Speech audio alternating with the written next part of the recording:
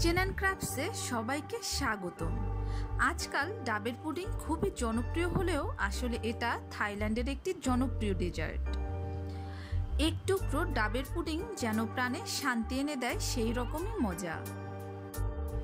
অনেকেই বলেন পুডিং ঠান্ডা হওয়ার পর লেয়ারটা খুলে আসে, ঠিকমতো বসে না। আজকের আমার এই ভিডিওতে আপনারা এই সমস্যার সমাধান পাবেন। আপনারা যদি আমার রেসিপি হুবহু ফলো করে পুডিং তৈরি করেন তাহলে অবশ্যই লেয়ার ঠিক থাকবে।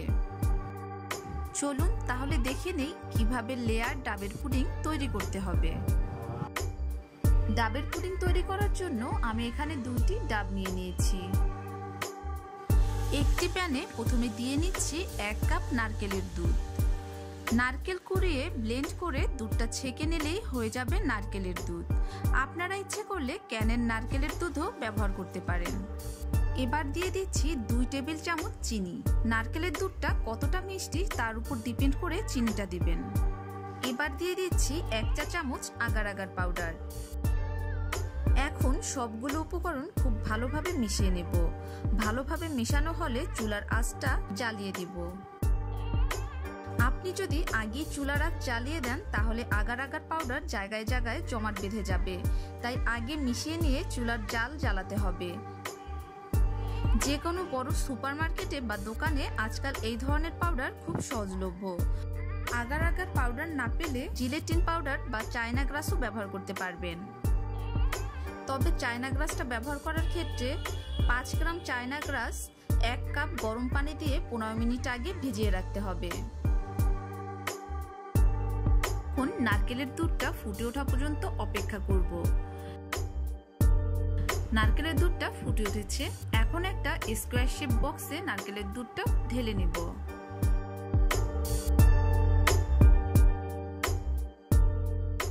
বক্সে যদি কোনো বুদবুদের মতো দেখা যায় তাহলে বুদবুদগুলো চামচ দিয়ে ফাটিয়ে দিতে হবে,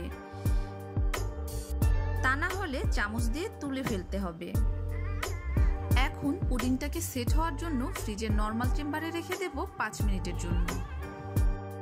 চলুন এই 5 মিনিটেই তৈরি করে ফেলি সেকেন্ড লেয়ারটি। একটি প্যানে দিয়ে দিচ্ছি 2 কাপের মতো ফ্রেশ ডাবের পানি। আপনারা ক্যানের ডাবের পানিও ব্যবহার করতে পারেন। এর মধ্যে দিয়ে দিচ্ছি 4 টেবিল চামচ চিনি। চিনির পরিমাণটা ডাবের পানি কতটুকু মিষ্টি সেটা বুঝে দিবেন, আপনাদের টেস্ট অনুযায়ী দিতে পারেন। ডাবের পানি খুব মিষ্টি হলে চিনি দেওয়ার দরকার নেই, এটা অপশনাল।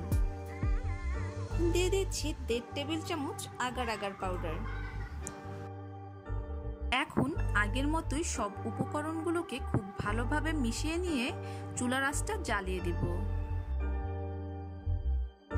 এখন ডাবের পানিটা ফুটে ওঠা পর্যন্ত অপেক্ষা করব এবং অনবরত নাড়ব।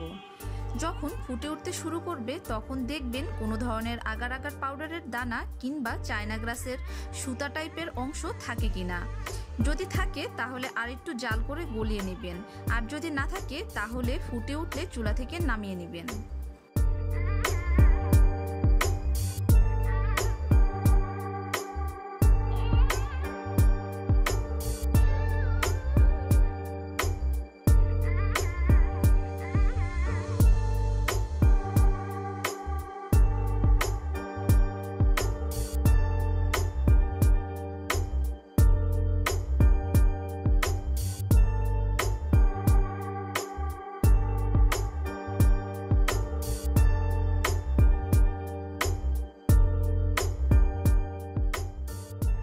ঠিক 5 মিনিট পর পুডিংটাকে বের করে নিয়েছি।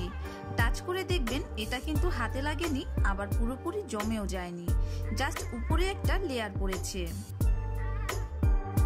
এবার একটা চামচের উপরে গরম ডাবের পানির মিশ্রণ ঢেলে দিতে হবে। চামচের উপর দিয়েই ঢালতে হবে, তা না হলে কিন্তু লেয়ারটা সুন্দরভাবে বসবে না। আর অবশ্যই এই লেয়ারটা গরম থাকা অবস্থাতেই ঢালতে হবে। যদি গরম অবস্থায় না ঢালেন তাহলে দেখবেন পুডিং ঠান্ডা হওয়ার পর 2টি লেয়ার আলাদা হয়ে যাবে। তাই গরম অবস্থায় ঢাললে দেখবেন 2টি লেয়ার সুন্দরভাবে বসে যাবে আর আলাদা হয়ে যাবে না। বক্সে যদি কোনো বুদবুদের মতো দেখা যায় তাহলে বুদবুদগুলো চামচ দিয়ে ফাটিয়ে দিতে হবে।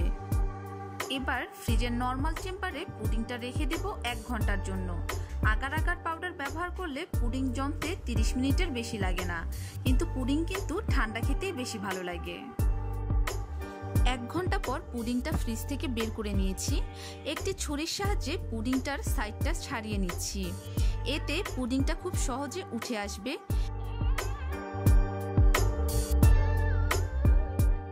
এখন একটি সার্ভিং ডিশে বক্সটিকে উল্টে পুডিংটাকে ঢেলে নিচ্ছি।